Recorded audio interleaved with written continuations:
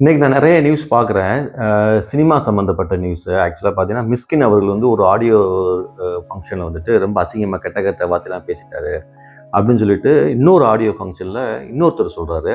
அப்புறம் அந்த வலைவலிகள்லாம் பார்த்தீங்கன்னா நிறைய பேர் பேசுனாங்க. அந்த எஸ்பெஷலி இந்த பிஸ்மி, அனந்தனுங்கிறவங்கலாம் பேசுகிறாங்க. சரியா?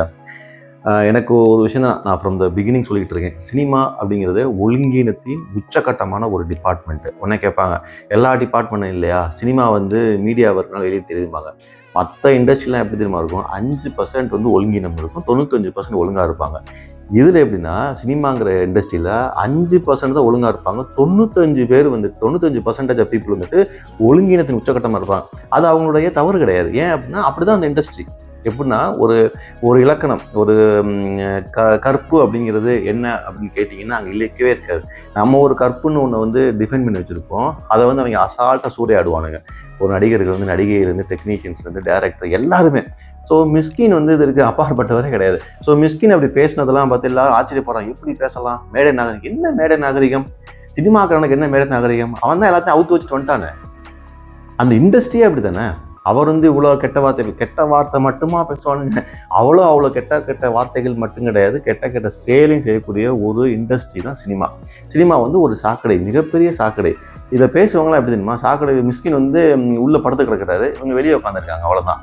அந்த இன்னொரு ப்ரெஸ் மீட்டில் வந்து ஒருத்தர் சொல்கிறாரு, இவருக்கு அறிவில்லை, யார் இவன் வந்து இவன் பேசுகிறான் அப்படின்னு சொல்லி அது இளையராஜாவை பற்றி அது ஓகே, அது நியாயம்தான். எனக்கு தெரிஞ்சு சினிமா இண்டஸ்ட்ரியில் அந்த 5% ஒழுங்கினம் நான் பார்த்தது தமிழ் இண்டஸ்ட்ரியில் பார்த்தீங்கன்னா ரொம்ப வெரி ஃபியூ பீப்புள் தான். டெக்னீஷியன்ஸோ அவளை சொல்லலாம். மற்றபடி எனக்கு தெரிஞ்சு தெரிய ஆள் இல்லை. ஒன்று வந்து இளையராஜா அவர்களை வந்து சொல்லலாம். இளையராஜா வந்து அதை கிளைம் பண்ணலாம். இளையராஜா தான் அங்கே வந்து ஒரு மிகப்பெரிய ஒரு ஒழுக்கமான ஒரு ஆள். அதுக்கடுத்து ஏஆர் ரஹ்மான் நம்ம பார்த்துருக்கோம். அப்புறம் டெக்னீஷியன்ஸ் பார்த்தீங்கன்னா, மணிரத்னம் அவர்கள் வந்து பற்றி கான்ட்ரவர்சி கிடையாது, தெரியல எனக்கு. பட் அவர் வந்து ஒழுக்கமான ஆள் நான் நினைக்கிறேன். வெளியே தெரியல. ஆனால் அடுத்து யார் அப்படின்னா, பிசி ஸ்ரீராம்னு ஒரு கேமராமேன், அவர் வந்து கொஞ்சம் ஒழுக்கமாக இருப்பார் நான் நினைக்கிறேன். அதை தாண்டி இதில் யாரெல்லாம் இன்க்ளூடுனா, இப்போ பாரதி ராஜா அவர்களோ, பாலு மகேந்திராவோ, மகேந்திரனோ, இந்த மாதிரி பெரிய பெரிய ஆர்டிஸ்ட்லாம் நீங்கள் சொல்லலாம்ல. கமலஹாசன், ரஜினிகாந்த், சிம்பு, இன்னைக்கு இருக்கிற தனுஷ், சிவகார்த்திகேயன், ஆர்யா, விஷால், இவங்க எல்லாமே ஒழுங்கினத்தின் உச்சக்கட்டம் தான். பெண்களை வந்து அப்படி சூறையாடக்கூடிய ஒரு இண்டஸ்ட்ரி. அதுதான் அங்கே எலிஜிபிலிட்டியே. நீ அது இல்லைன்னா உன்னை மதிக்கவே மாட்டாங்க. நான் ஒரு விஷயம் கேள்விப்பட்டிருக்கேன். ஒரு ஐட்டம் சாங்குக்கு ஒரு நடிகை, ஒரு பிரபல நடிகரை வர சொல்லிட்டு 10 லட்ச ரூபாய் 20 லட்ச ரூபாய் சம்பளம் கொடுத்துருவாங்க. அப்போ அந்த நடிகைலாம் கேட்பாங்களா வாலண்டியராக வந்து, என்ன யாருமே ஒன்றுமே பண்ணல என்னைய? அதான் மேடம் டான்ஸ்லாம் முடிஞ்சிச்சு. டான்ஸ் அதுக்கு பிறகு ஒன்றும் இல்லையா? அப்படியா, நான் போகலாமா அப்படிம்பாங்களாம். அந்த அளவுக்கு தான் இந்த இண்டஸ்ட்ரி. இதை யாருமே சொல்கிறதுக்கு பயப்படுறாங்க. But this is how it is. இன்றைக்கி வந்து வெளியே வந்து நாடகம் போடக்கூடாது, சினிமா இண்டஸ்ட்ரியில் வந்து இப்படிலாம் இருக்காங்க. எல்லாருமே தான் 95% சினிமாக்காரன் வந்துட்டு மிக மிக ஒழுங்கினத்தின் உச்சக்கட்டத்தில் இருக்கக்கூடியவங்க தான். இங்கே யாருமே பெரிய இந்த விஷயத்தை அதுக்காக அவங்க நல்லவங்க இல்லை, கெட்டவங்க சொல்ல வரல. அது ஒரு டைப் ஆஃப் பிஸ்னஸ். அந்த பிஸ்னஸ் அப்படி இருக்குன்னு சொல்கிறேன். அதுக்காக அவங்க தப்பானவங்க அப்படின்லாம் சொல்ல வரல. நமக்கு வந்து இதை பண்ணுறது, இந்த இண்டஸ்ட்ரியில் இதை பண்ணால் தான் நீ போக முடியும். ஒரு பெண் வந்து கதாநாயகி ஆகுங்க, சில அட்ஜஸ்ட்மெண்ட் இருக்குன்பாங்க. யாராவது ஓப்பனாக சொல்கிறாங்களே, 195 பேர் அட்ஜஸ்ட்மெண்ட் பண்ணி தானே இருக்காங்க. ஒரு 5% 10% ஒழுங்காக இருப்பாங்க.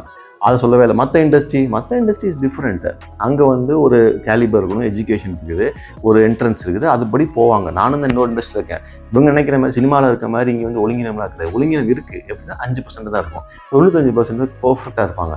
பட் அதுக்கு ஆப்போசிட் தான் சினிமா. ஸோ அதனால் இதை ஒரு நியூஸாக எடுத்து பேசி மிஸ்கின் சொல்லிட்டாரு, மிஸ்கின் அவ்வளோ புக்கு படிக்கிறாரு, அவ்வளோ அறிவாளி. எவன் அறிவாளியாக இருந்தானே என்ன புக்கு படித்தான்னு? இருக்கிற இண்டஸ்ட்ரி தானே சாக்கடைக்குள்ள தான் இருக்கிறாரு.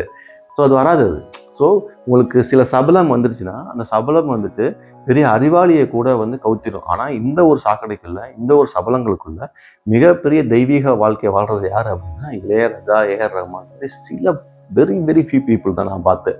அதனால் இதை ஒரு பெரிய பொருட்டாகவே எடுத்துக்க வேணாம். அசிங்கமாக பேசிட்டான்னா அவனுக்கு அதான தொழிலே. இதெல்லாம் பெருசாக நான் எடுத்துக்கவே மாட்டேன். ஆனால் அது எனக்கு ஆச்சரியமாக இருந்தது. ஏன் இதை திரும்ப ஏன் சொல்கிறேன்னா, சினிமா அப்படிங்கிறது அப்படி தான். இதை வந்து தெரிஞ்சுக்கணும். அங்கே யாருமே வந்து வல்லவனாக இருப்பாங்க. புனிதர்கள்லாம் யாருமே கிடையாது, புத்தர்லாம் கிடையவே கிடையாது. அதுக்காக உடனே மற்ற இண்டஸ்ட்ரி எல்லா இண்டஸ்ட்ரியும் இருக்குது, ஆனால் இந்த அளவுக்கு அதிகமாக கிடையாது. ஸோ அதனால் மிஸ்கின் அவர்கள் பேசுனது வந்துட்டு ஆச்சரியப்படுறதுலாம் ஒன்றும் கிடையாது. கெட்ட வார்த்தை பேசுகிறான், அவனை திட்டுறான்னா அவன் இருந்த இடம் அதுவே சொல்லுது பார்த்தீங்களா. தட் ஷோஸ் தட் இந்த இண்டஸ்ட்ரி எவ்வளோ கேவலமான இண்டஸ்ட்ரி, ஒழுங்கினத்தின் உச்சக்கட்டங்கிறது மிஸ்கினை கண்டிக்கலாம் முடியாது. இப்போ மிஸ்கினை கண்டிக்க முடியுமா? நம்ம ஒரு பைத்தியக்கார மாதிரி நம்ம பேசுகிறான், பைத்தியக்கார மாதிரி பிஹேவ் பண்ணுறான், ஒரு பேசிக் எத்திக்ஸே இல்லை அப்படிங்கிறப்ப நம்ம ஏன் கண்டிக்கணும்? கடந்து போங்க, சரியா? ஸோ இது வந்து சினிமாவுக்கான ஒரு குணம். இதை வந்து மாற்றவோ திருத்தவோ முடியாது, வேறு வழியே கிடையாது. இது இங்கேன்னு கிடையாது, எல்லா ஊர்லேயுமே, எல்லா ஸ்டேட்டு, எல்லா கண்ட்ரிலையுமே சினிமா இண்டஸ்ட்ரிக்கான உள்ள ஒரு பெரிய சாபக்கேடு. அப்படி இல்லைன்னா அது சினிமா இண்டஸ்ட்ரிக்கான ஒரு எலிஜிபிலிட்டி. இதுதான் சினிமாவின் எலிஜிபிலிட்டி. இதை மாற்றவே முடியாது. யாராலும் இது பேசலாம், நீங்கள் என்ன பேசுங்க. இல்லைப்பா இது புனிதமான இடம். எத்தனை புனிதர்கள் மட்டும் சொல்லுங்க பார்ப்போம். 5% மேலே ஒரு புனிதம் சொல்ல முடியாது. எனக்கே 5 பேர் தான் தெரியுது.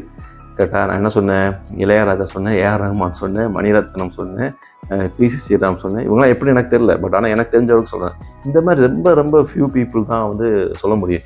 ஈவன் எல்லா டைப் ஆஃப் பிஸ்னஸ்லையுமே சொல்கிறேன், ஒரு டைப் ஆஃப் பீப்புள் தான் வந்து பண்ணுவாங்க. இதில் எல்லா டைப் ஆஃப் பீப்புளுமே பண்ணுவாங்கிறது தான் ஒரு மறுக்க முடியாத ஒரு உண்மை. அதனால் அவன் எப்படி பேசிட்டான் அப்படி பேசிட்டான்னு சொல்லிட்டு நம்ம வருத்தப்படுற நியாயமே கிடையாது.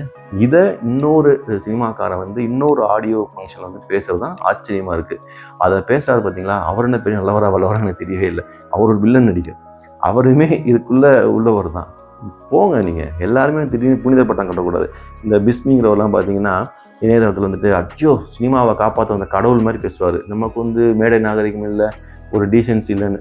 அவரை பற்றியே 1000 பிரச்சனை இருக்குது. பிஸ்மி நீங்கள் வந்து இன்றைக்கி யூடியூப்பில் ஒரு சேனல் நடத்துறதுனால நீங்கள் ஒரு பெரிய புனிதரெல்லாம் காட்டிக்க முடியாது. உங்கள் மேலே சில கரைகள் இருக்குது. அதுக்காக அப்படி சொல்லலை. ஆனால் இதெல்லாம் கடந்து போங்க. இது சினிமாவின் சாபக்கேடு. சினிமா தானே, வேற என்ன இருக்குது சினிமாவில் சொல்லுங்கள்? எவன் வந்து எந்த பொண்டாட்டியோட ஒழுங்காக இருக்கான்? எவன் மற்ற பொண்டாட்டியோட களத்தொட்டு இல்லாமல் இருக்கான்? அதிகம். மற்ற இண்டஸ்ட்ரியும் இருக்குது, ஆனால் இங்கே அதிகம். இது வந்து கிராண்டட். சினிமா வந்து கிராண்டட். அதான் சொல்கிறேன். ஸோ இதெல்லாம் வந்து பேசக்கூடிய ரொம்ப அசிங்கமாக நான் நினைக்கிறேன். இந்த இண்டஸ்ட்ரியில் இந்த மாதிரி மிஸ்கின் மாதிரி பீப்புளெலாம் வந்து பிஹேவ் பண்ணுறது, அதை ஒன்றுமே செய்ய முடியாது. அது இண்டஸ்ட்ரியினுடைய எக்ஸ்பெக்டேஷன், எலிஜிபிலிட்டி அதுதான் காட்டுது. அதுக்கு எக்ஸாம்பிள் தான் Mysskin. Mysskin is the example for the industry. Thank you.